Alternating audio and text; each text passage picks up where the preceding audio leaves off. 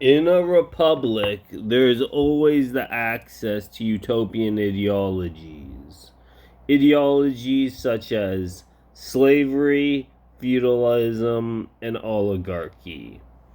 And how that is done is slavery is the belief in God, correct?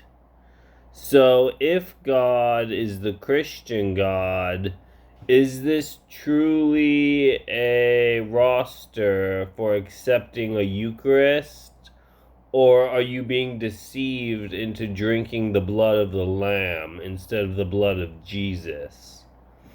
This is how slavery inculcates mental illness by saying that one person is the ruler of the entire world and then saying that person is a Christian. It hides itself in the Islamic community just to be a Jew. So, this is what a Muslim is. A Muslim would be someone who believes that the state is free to use rather than free to access, which means it's internet. So, slavery would be a use of the internet on the indulgences of the family. So, family courts use this system as well as family schooling and family estates. So, if the internet is free to use, that means Christianity is actually regarded as welfare. And it's not in a positive way either. It's regarded for only the people that are in the upper class and taking care of the lower class. While feudalism, on the other hand, is Marxism. So when Marx is taught about God, not only does solipsism get brought up, solipsism is the entire methodology they use to censor you, which means censorship is a campaign of bullying just as well as it is a campaign of acting. So not only do you lose something from negative rights of Marxism, you gain something from its positive features. And this is called balancing the budget. So Nazis are the utility of the party. It's how profit is made from material acquisitions. So as long as you accept a profit motive, you can grab onto that motive and use it to your advantage. While fascism is the utility of exchanging these things.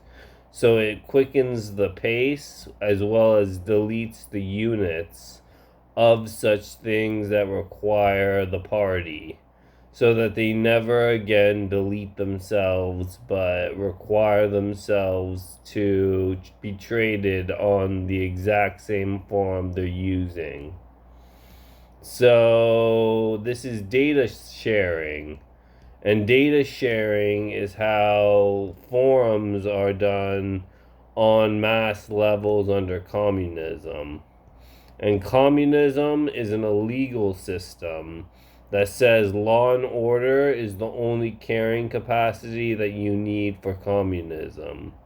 So communism would be a servile ideology to the state, just as it's Mexicanized into being the only ideology of the universe.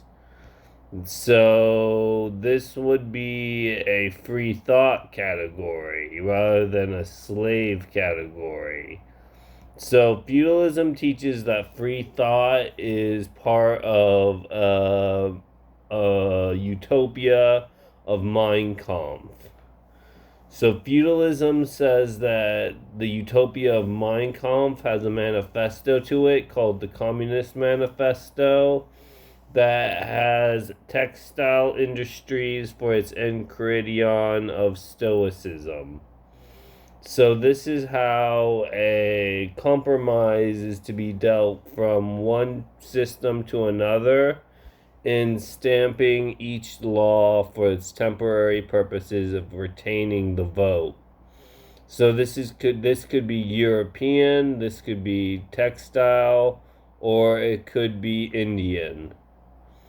And this is a exchange between those two called Indo-European and cotton, where cotton is generated by the Indo-Europeans to produce clothing for one another.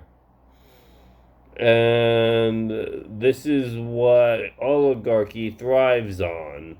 Oligarchy is the wilderness ideology, where humanists and Methodists work together to indoctrinate themselves into hopeful ideologies of the future.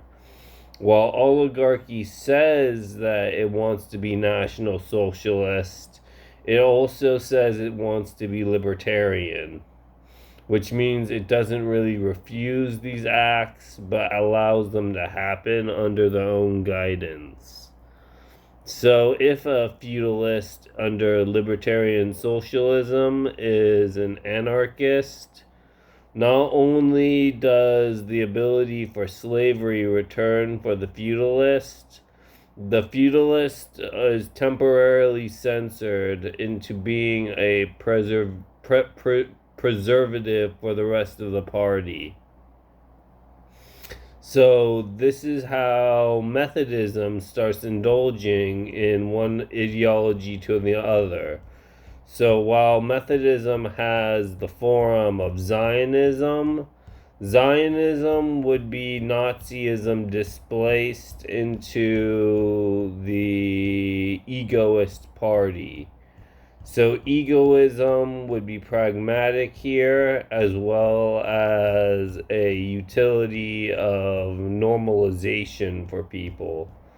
So if a normalized ego is mathematically proven, not only does this create a super ego, this creates a id factor called a Jesuit. And a Jesuit is a Mormon that has the ability to seek out prejudice and allow it to succumb to its